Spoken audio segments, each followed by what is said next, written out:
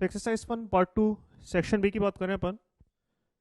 और इसके अंदर B1 अगर सवाल देखें अपने पास, एम्पेयर का फॉर्मूला में दे रखा है CH2O और मोलिकुलर फॉर्मूला, मोलिकुलर मास पूछा जा रहा है और मोलिकुलर मास गिवन है आपको S120। तो हम देख सकते हैं कि अगर CH2 होगा तो इसी का मल्टीपल आपका मोलिकुलर फॉर्मूला होगा, जिसको हम लिख सकते हैं CN H2N ON, एन आपका 1 2 3 कुछ भी हो सकता है। तो अगर ये मोलिकुलर फॉर्मूला है तो इसके बेसिस पर अपन मोलिकुलर मास निकाल सकते हैं 12n + 2n + 16n, या रहेगा 30n। और ये मोलिकुलर मास आपको दे रखा है 120, जिससे कि कई एग्जाम्पल देख चुके हैं अपन क्लास के अंदर। तो एंस आपका यहाँ पे वैल्यू 4 हो जाएगा, 4 सब्सटीट्यूट कर आपको मोलिकुलर फॉर्मूला मिल जाएगा। बात करें अगर सेकंड का, सेकंड के अंदर अपने पास एक मोलिकुलर सब्सटेंस है जिसमें 21 कार्बन एटम है पर मोलिक्यूल। तो मोलिक्यूल ऐसा होगा जिसमें कार्बन के 21 एटम्स हैं, हाइड्रोजन के कुछ होंगे, ऑक्सीजन के कुछ होंगे, एंड सो ऑन। हमें यहाँ पे पूछा है कि इसका ग्राम मोलर मास कितना होगा, है ना। तो हम एक काम कर लेते हैं कि इसका एक मोल ले लेते हैं, तो इसके एक मोल का वेट ग्राम मोलर मास हो जाएगा और इसके एक मोल में कार्बन के मोल्स जाएंगे 21। कार्बन के मोल्स अगर 21 होंगे तो वेट ऑफ कार्बन आ जाएगा आपका 21 into gram molar mass which is 12।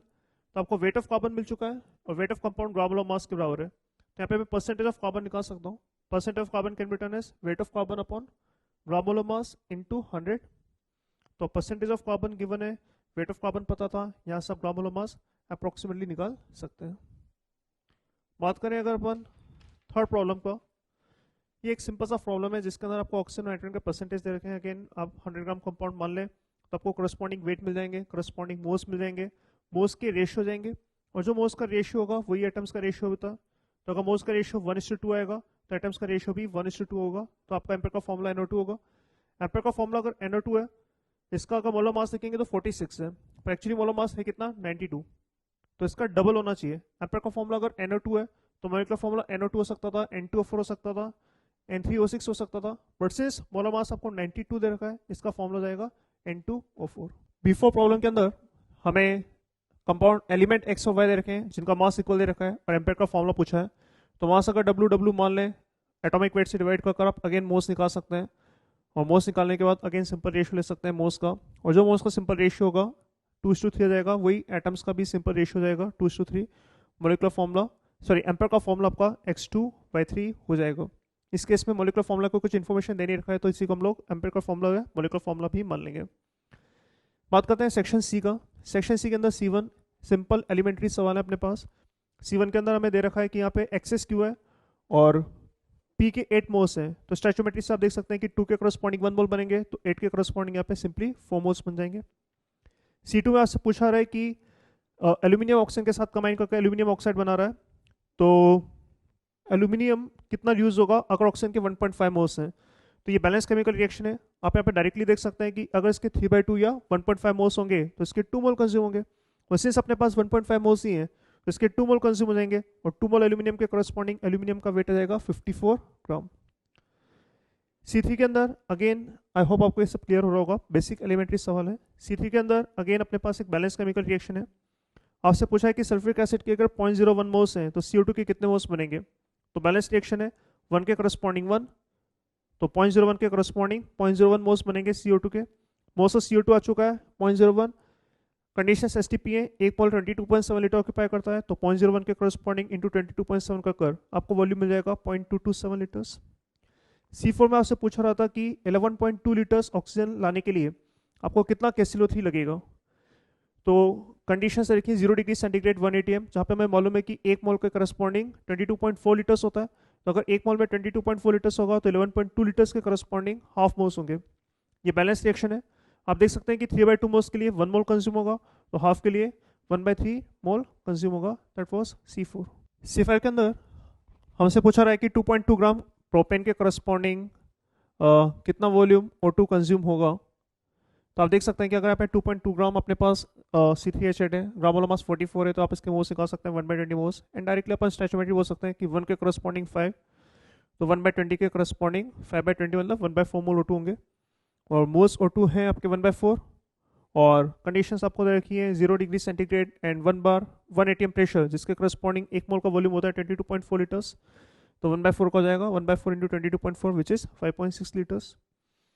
And NC6 आपसे पूछ रहा था कि 9.85 ग्राम बेरियम कार्बोनेट को डिकम्पोज करके कितना वॉल्यूम CO2 का मिलेगा। तो अगेन आप मोल्स निकाल सकते हैं, ग्राम मोलर मास 197 है, मोल्स जाएंगे 0.05। अब एक के करस्पॉन्डिंग 1 मोल बनेगा तो 0.05 के करस्पॉन्डिंग 0.05 मोल्स बन जाएंगे CO2 के। कंडीशंस SCPA 1 मोल का वॉल्यूम 22.7 लीटर्स होता है, तो 0.05 का वॉल्यूम 0.05 इंटू 22.7 आ जाएगा। इससे आपका आंसर आ जाएगा। Exercise 1 part 3 match the column. ये काफ़ी straight forward match the column है, पर इसमें एक ही पार्ट जो थोड़ा सा ट्रिकी है वो पार्ट में डिस्कस कर रहा हूँ, पार्ट बी। अगर आपको A, C या D में कोई भी ऑप्शन है तो आप मुझसे डायरेक्टली कांटेक्ट कर सकते हैं व्हाट्सएप पे, मैं डिस्कस कर लूँगा। मैं यहाँ पे बात कर रहा हूँ सेक्शन पार्ट बी का, तो वो डिस्कस कर सकते हैं अपन। तो पार्ट बी के अंदर हमारे पास CXHYO2 ये कंपाउंड है। ये कैसे है? बेसिकली एक कंपाउंड अपने पास में कार्बन है, हाइड्रोजन है, और O2 इसलिए क्योंकि आपको यहाँ पे दे रखा है कि पर मॉलिक्यूल 2 ऑक्सीजन एटम है। तो यहाँ पे अपन X कार्बन मान लेते हैं, Y हाइड्रोजन मान लेते हैं, और सिंस आपको गिवन है कि एक मॉलिक्यूल में 2 ऑक्सीजन एटम है तो फॉर्मूला हो जाएगा ये। और इसका कंबशन से आपको CO2 रेस्टो मिल रहा है। मान लेते हैं इसका ग्राम मोलर मास m है, तो इसके जो मोल्स रहेंगे वो 0.3/m हो जाएंगे। और स्टोइचियोमेट्री से बोल सकते हैं कि 1 के करस्पॉन्डिंग x, तो 0.3/m के करस्पॉन्डिंग 0.3/m x, और इसके 1 के करस्पॉन्डिंग y/2, तो 0.3m के करस्पॉन्डिंग 0.3m इंटू y/2। इतने मोल्स इसके बनेंगे और इतने मोल्स इसके बनेंगे।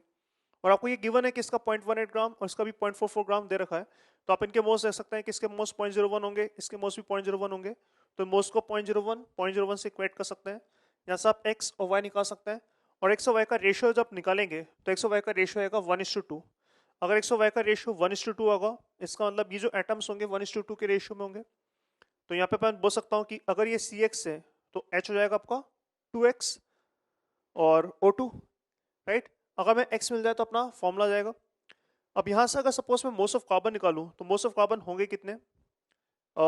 सपोज मोस्ट ऑफ कार्बन अगर निकालना चाहें तो अपन मोस्ट ऑफ कार्बन निकाल सकते हैं। इसका वेट दे रखा है आपको 0.3 ग्राम और 0.3 ग्राम, और इसका ग्राम मोलर मास हो जाएगा 12x प्लस 2x प्लस 32। तो 0.3/12x प्लस 2x प्लस 32 ये जो होगा ये होगा बेसिकली इसके मोल्स, और इसके जितने मोल्स होंगे इंटू x टाइम्स ये होंगे मोल्स ऑफ कार्बन, राइट। तो ये आपके मोल्स ऑफ कार्बन है, और इस मोल्स ऑफ कार्बन को आप 0.01 से इक्वेट कर सकते हैं। ये कैसे? आप देख सकते हैं यहाँ पे CO2 के मोल्स 0.01 थे। अगर CO2 के मोल्स 0.01 होंगे तो यहाँ पे जो कार्बन होगा उसके मोल्स भी 0.01 होंगे। जितने मोल्स CO2 के उतने मोल्स कार्बन के, और ये जो 0.01 मोल्स कार्बन है ये कार्बन आएगा कहाँ से? ये आएगा यहीं से। तो अगर आपको फाइनली 0.01 मोल्स मिल रहे हैं कार्बन के, तो आपके पास जो इनिशियली मोल्स ऑफ कार्बन होंगे वो भी 0.01 होंगे। तो यहाँ पे अपन ने मोल्स ऑफ कार्बन निकाला और उसको मैं 0.01 से इक्वेट कर रहा हूँ। 0.01 से इक्वेट कर कर आप यहाँ पे x निकाल सकते हैं, x आएगा 2, और अगर x 2 हो जाएगा तो आपका जो मोलिकुलर फॉर्मूला हो जाएगा वो जाएगा आपका, यहाँ से आप देख सकते हैं, तो इट विल बी C2H4O2। ये मोलिकुलर फॉर्मूला है। एम्पेयर का फॉर्मूला वगैरह बाकी चीज़ भी आप इसमें निकाल सकते हैं। तो लॉजिक ये था इसमें कि सबसे पहले आपने कार्बन हाइड्रोजन का एटम्स का रेशियो निकाला, 0.3 के करस्पॉन्डिंग आपने देखा इसके मोल्स इतने होंगे, इसके मोल्स इतने होंगे, इनके मोल्स आपको गिवन थे 0.01 एक्स और वाई का रेशियो आप निकाल सकते हैं 1:2। एक्स और वाई का रेशियो निकालने पर आप बोल सकते हैं कि मॉलिक्यूलर फॉर्मूला कुछ ऐसा होगा।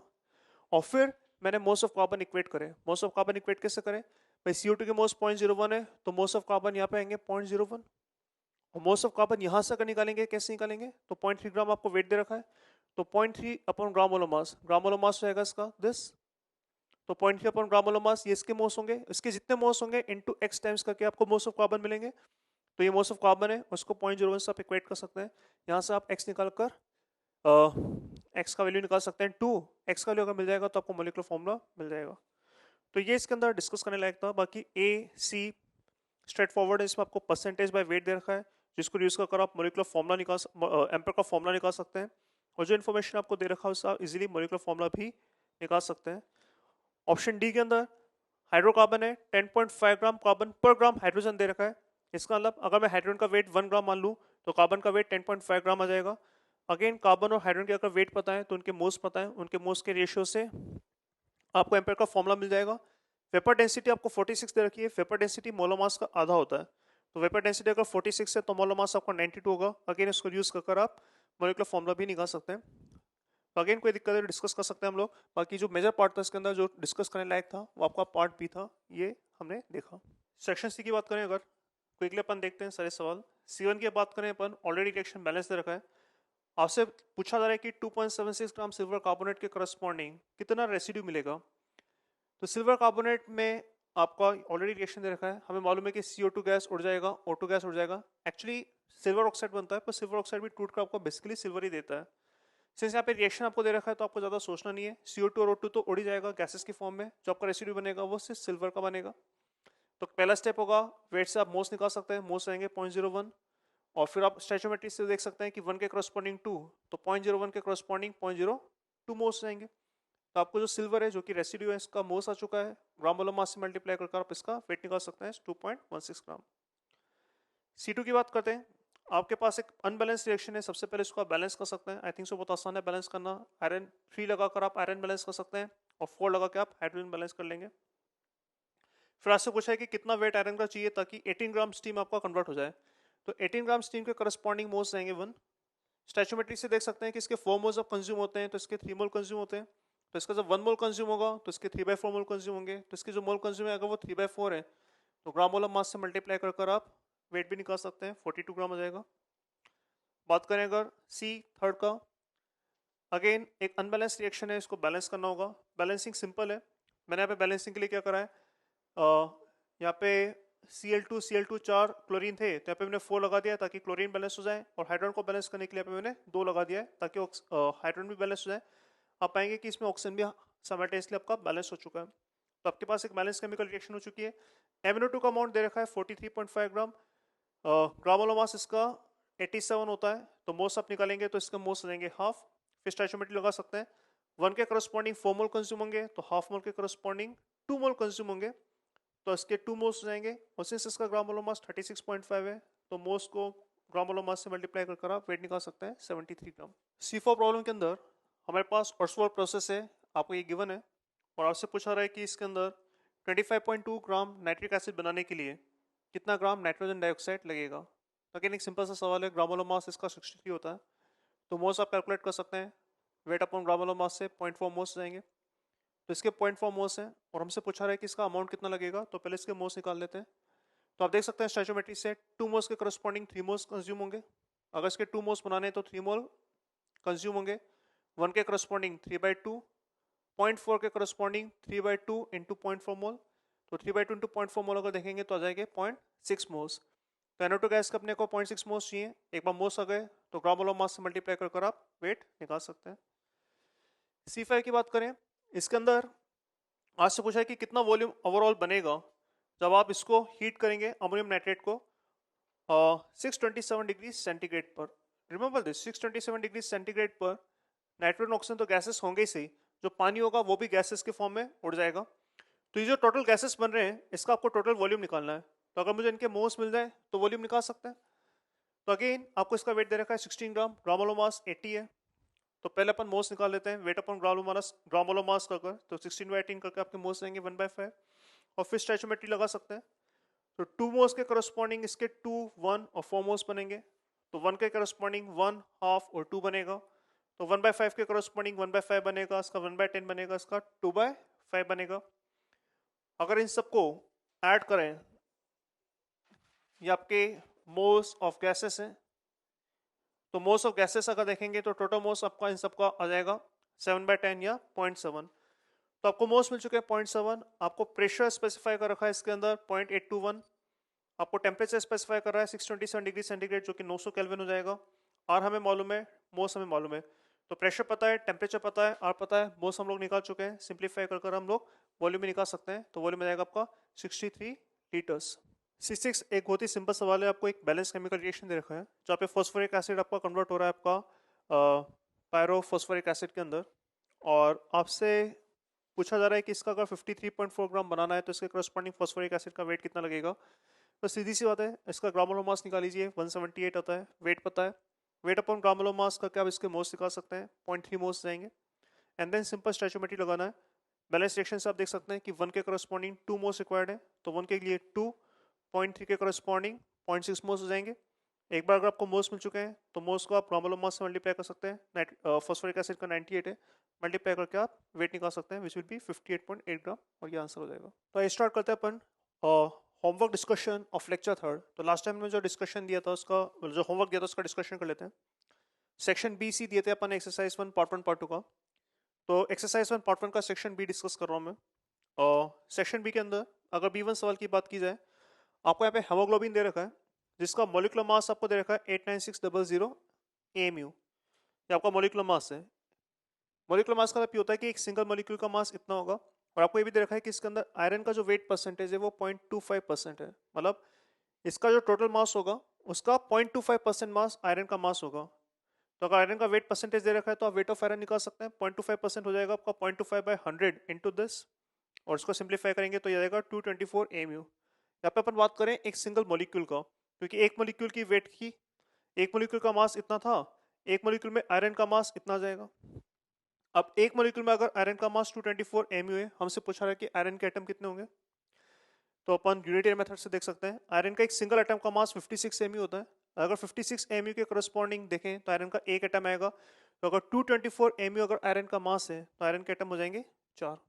तो इससे हम लोग B1 कर सकते हैं। आयरन का वेट परसेंटेज दे रखा था, आयरन का मास मिल जाएगा, आयरन के मास से आप आयरन के एटम निकाल सकते हैं। हमने एक मॉलिक्यूल की ही बात की थी। B2 एक सिंपल सा सवाल है जिसके अंदर आपको यहाँ पर कार्बन, हाइड्रोजन, ऑक्सीजन का वेट परसेंटेज दे रखा था एक ऑर्गेनिक कंपाउंड में। तो अगर मान लेते हैं कि 100 ग्राम कंपाउंड है तो आपको इनके करस्पॉन्डिंग वेट मिल जाएंगे। ग्राम मोल ऑफ मास से डिवाइड कर कर आप अप्रॉक्सीमेटली इनके मोस निकाल सकते हैं। अप्रॉक्सीमेट कैलकुलेशन से भी अपना काम चल जाता है। तो अगर आपको इनके मोस मिल चुके हैं तो आप इनके मोस का रेशियो निकाल सकते हैं। मोस का रेशियो अगर देखें, जब इससे से उटपटांग अगर या अजीब से नंबर आते हैं तो जो स्मॉलेस्ट नंबर है आप इससे डिवाइड कर सकते हैं। यहाँ पे स्मॉलेस्ट नंबर 2.17 है। इससे अगर आप पूरा डिवाइड कर दें तो ये 2 आएगा, ये अप्रॉक्सीमेटली 6 आ जाएगा, और ये 1 तो आ ही जाएगा। तो हमें अप्रॉक्सीमेट देखना है। यहाँ पे 2, 6 और 1 आ जाएगा, तो इसका मतलब मोस का रेशियो बोल सकते हैं 2, 6, 1। और हमें मालूम है कि जो मोस का रेशियो होता है वही एटम्स का रेशियो भी होगा। तो अगर मोस का रेशियो 2:6:1 है तो एटम्स का रेशियो भी 2:6:1 होगा। तो एम्पेयर का फॉर्मूला ये हो जाएगा C2H6। एम्पेयर का फॉर्मूला अगर C2H6 होगा तो मोलिकुलर फॉर्मूला क्या होगा, या तो ये होगा या फिर C4H12O2 हो सकता है। इन जनरल अगर देखें तो मोलिकुलर फॉर्मूला आपका यहाँ पे C2N H6N H6N और ON हो जाएगा। यहाँ पे N आपका 1, 2, 3 कुछ भी हो सकता है। इसके हिसाब से अगर मोलिकुलर मास निकालेंगे तो आप कैलकुलेट करके देखेंगे 46N आएगा, और ये मोलिकुलर मास आपको 46 गिवन है। तो यहाँ से आप सिंप्लीफाई करके बोल सकते हैं कि N1 है। N1 है तो यही आपका मोलिकुलर फॉर्मूला भी हो जाएगा। एक बार मोलिकुलर फॉर्मूला मिल जाए फिर आपसे पूछा है कि इस मोलिक्यूल के अंदर हाइड्रोजन के एटम कितने होंगे, तो क्लियरली देख सकते हैं कि एक मोलिक्यूल में आपके 6 एटम होंगे। बात करें अगर अपन B3 प्रॉब्लम का, तो B3 प्रॉब्लम में आपको दे रखा है कि कंपाउंड का एम्पेयर का फॉर्मूला ये है, और आपको ये गिवन है कि 0.25 मोल कंपाउंड के अंदर 1 ग्राम हाइड्रोजन है। तो हमें बताना है कि मोलिकुलर फॉर्मूला क्या होगा। तो अगर 0.25 मोल्स में 1 ग्राम हाइड्रोजन है तो क्लियरली बोल सकते हैं कि 1 मोल में 4 ग्राम हाइड्रोजन एटम होंगे। अगर 0.25 में 1 ग्राम हाइड्रोजन तो 1 मोल में 4 ग्राम हाइड्रोजन एटम। और अगर 4 ग्राम हाइड्रोजन एटम है तो इसके corresponding moles of hydrogen atom हो जाएंगे आपके 4। क्यों? क्योंकि हाइड्रोजन का ग्राम एटम, ग्राम मोलर मास हाइड्रोजन एटम का 1 ही होता है। तो 1 मोल में आपके हाइड्रोजन के मोल्स होने चाहिए 4। तो 1 मोल में हाइड्रोजन के मोल्स 4 तभी हो सकते हैं जब एम्पेयर का फॉर्मूला, सॉरी मोलिकुलर फॉर्मूला आपका C2H4O2 हो। क्यों? क्योंकि अगर एम्पेयर का फॉर्मूला ये है तो मोलिकुलर फॉर्मूला या तो ये होता, या फिर C2H4O2 होता, या फिर C3H6O3 होता। अगर ये आपका मोलिकुलर फॉर्मूला होता तो 1 मोल में हाइड्रोजन के एटम्स या हाइड्रोजन के मोल्स 2 होते हैं। अगर ये होगा तो 1 मोल में हाइड्रोजन के मोल्स 4 होंगे, जो कि दे रखा है। तो आप देख सकते हैं डाटा सेटिस्फाई कर जाएगा। और B4 तो सबसे आसान सवाल है। इसमें आपको एक गैसेस मिक्सचर दे रखा है, तीनों के मोल्स रखे हैं 2, 1, 2, टोटल मोल्स रहेंगे 5, कार्ब CO2 के मोल्स है 2, तो इसका मोल परसेंटेज हो जाएगा 2/5 इंटू 100, दैट इज 40%। तो ये राइटली आपका आंसर आ जाएगा। एक्सरसाइज 1 सेक्शन ए पार्ट 2 की बात करें। पार्ट 2 में A1 के अंदर आपको बोला है कि under same condition gases have same number of molecule. Same condition का मतलब होता है जनरली प्रेशर और टेम्परेचर के करस्पॉन्डिंग। तो हम बोलेंगे कि प्रेशर टेम्परेचर भी सेम है, और अगर नंबर ऑफ मॉलिक्यूल सेम है तो आपके मोल्स भी सेम है। तो अगर प्रेशर, टेम्परेचर और मोल्स सब कुछ सेम होगा तो ऑफकोर्स उनमें वॉल्यूम भी इक्वल होगा। PV इक्वल्स टू नॉट हम बोल सकते हैं कि अगर प्रेशर, टेम्परेचर और मोल्स अगर सेम होंगे तो PV इक्वल्स टू नॉट हम बोल सकते हैं कि वॉल्यूम भी आपका सेम होगा। तो answer will be equal volume. Normal gases होना कोई नेसेसरी नहीं है। 22.4 डेसीमीटर क्यूब, ये भी आपका 0 डिग्री सेंटीग्रेड 180 एम पर होता है, जो कि आपको कंडीशन देनी रखी है। और इक्वल नंबर ऑफ एटम्स होना भी कोई नेसेसरी नहीं है। हो सकता है अलग अलग तरह की गैसेस हैं, जैसे मान लो अगर ओजोन गैस हो गया और O2 गैस हो गया, तो इनके मॉलिक्यूल्स सेम होंगे पर इनके एटम सेम नहीं होंगे। A2 में अगर देखें अपन, 80 ग्राम SOX गैस अपने पास, जिसका वॉल्यूम 14 लीटर्स है, प्रेशर आपको दे रखा है, टेम्परेचर आपको दे रखा है, आपको बताना है X कितना होगा। तो आपको A2 के अंदर प्रेशर दे रखा है आपको as 2, वॉल्यूम आपको दे रखा है as 14 लीटर्स। टेम्परेचर आपको दे रखा है as 273 kelvin. This is ATM, this is litres. तो सबसे पहले आप मोस निकाल सकते हैं। मोस आप निकाल सकते हैं पीवी अपॉन आर टी। तो पी आपका 2, वॉल्यूम आपका 14 और ये हो जाएगा आपका 273 आर। 273 आर को आप चाहें तो लिख सकते हैं दिस इज 28 और 273 आर को आप लिख सकते हैं एज 22.4, राइट। तो यहाँ से आपको मोस मिल जाएगा और इसी मोस को आप लिख सकते हैं एज, तो मोस जाएगा आपका 28 अपॉन 22.4 और इसी मोस को मैं लिख सकता हूँ वेट अपॉन ग्राम मोलर मास। तो SOX अगर आपका गैस है तो इसका ग्राम मोलर मास कितना होगा?